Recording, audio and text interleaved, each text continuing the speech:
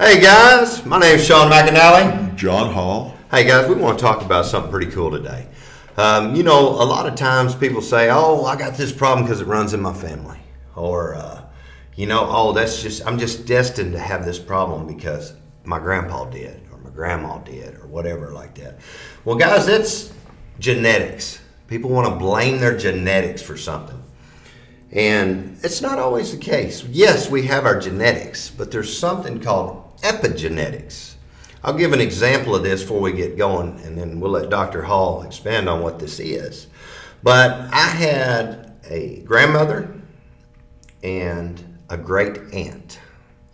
They were twin sisters. They had the same, identical twins. Yes, correct. Dr. Hall knew them. I knew them. Yep, for sure. But they were identical twins. One of them, in her 60s, my grandmother, she ended up getting cancer and passing away in her 60s, like I said. But my great aunt lived to be almost 90. Same genetics, but then there's something called epigenetics. Those are the things that we do that affect, or don't do sometimes, that can affect what ends up happening to us throughout our life. So I'm going to let Dr. Hall expand on that a little bit. Dr. Hall, what is this epigenetics versus genetics we heard about? Yeah, and of course, I don't know that there are very many experts. It's a fairly new field, really, when you think about it, and they're just learning. There's still a lot of head scratching going on, but they've learned some things. The way I've heard it described, we used to think that you have your DNA and that's it. Mm-hmm.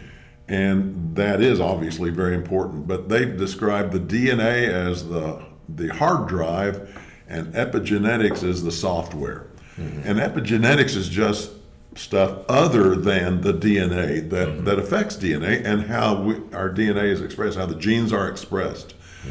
Mm-hmm. And lots of things do that. And there's methylation of DNA and there's histones and all kinds of things going on in a molecular level that we don't necessarily have a lot to do with, but there are things that we can do, and that's what we want to talk about. We know there are things that we can do with lifestyle that affect the way our genes are expressed. Mm-hmm. One of the most important is just food, the foods that we eat, or the foods that we don't eat. We can eat it's real simple. The foods that are bad for us are the foods that are bad for us. Mm-hmm. When I was in dental school, I figured this out because they talked a lot about food. Well, the foods that were bad for the teeth, hey, they're the foods that are bad for the whole body. Right. The foods that were good they were good for the whole body. It was real easy to figure out. I didn't have to do too much thinking. If they're good for you, they're good for you. If they're bad for you, they're bad for you. Right. And they affect, so bad foods that are bad for you can adversely affect the way our genes are expressed. Mm-hmm. On the other hand, foods that are healthful, they can help our genes be expressed in a positive way. So just getting the right nutrients. And the problem is, of course, in our diets, in our Western diet, we're not getting, for a variety of reasons, we're not necessarily getting the nutrients that we should. For number one is we're not eating the right foods, most of us. So we're not doing a good job, and that goes back to eating bad foods. The other thing is, even the foods that are healthful, they don't have what they used to, and we've known this for decades and decades. The soils are being depleted, the way the foods are harvested and processed and cooked and all that. We're losing a lot of the nutrients. We don't have the nutrients that we had 100 years ago or 50 years ago. So even that, but still you want to eat the best foods you can.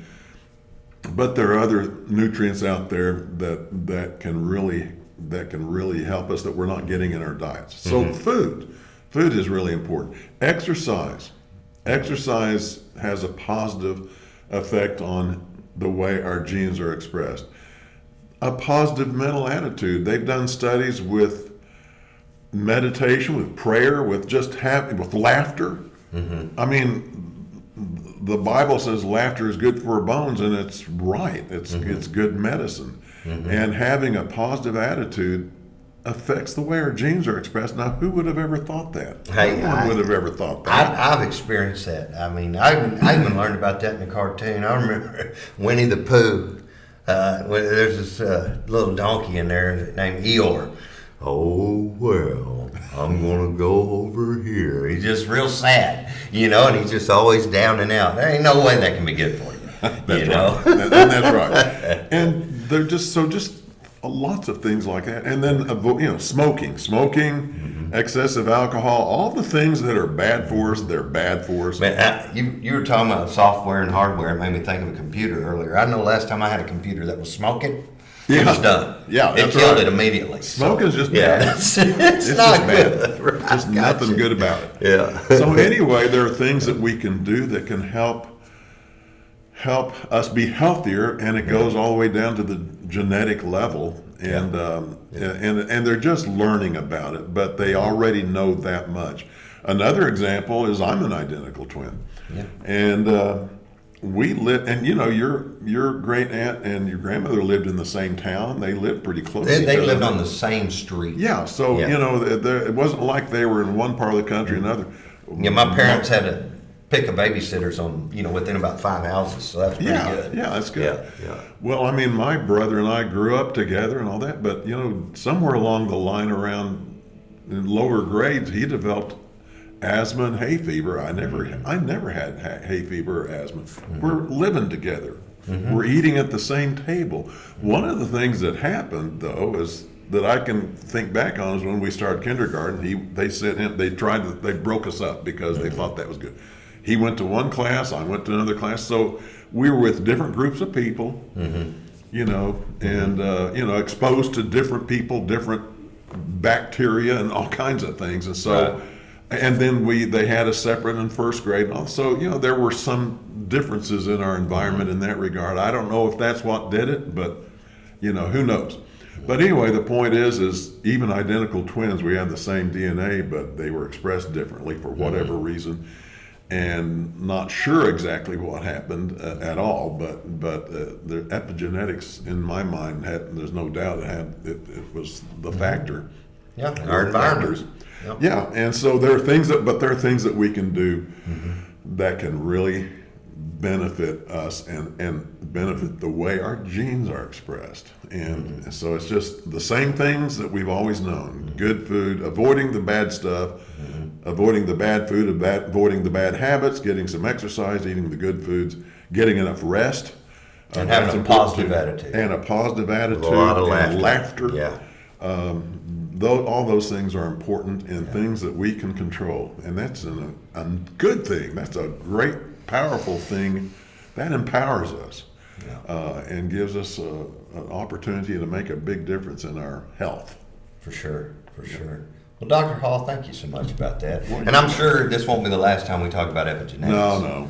No. They're learning stuff all the time. Yeah. So, guys, we're going to bring back to you many, many more things that we learn that can hopefully benefit you in a good way. Until next time, this is For the Health of It.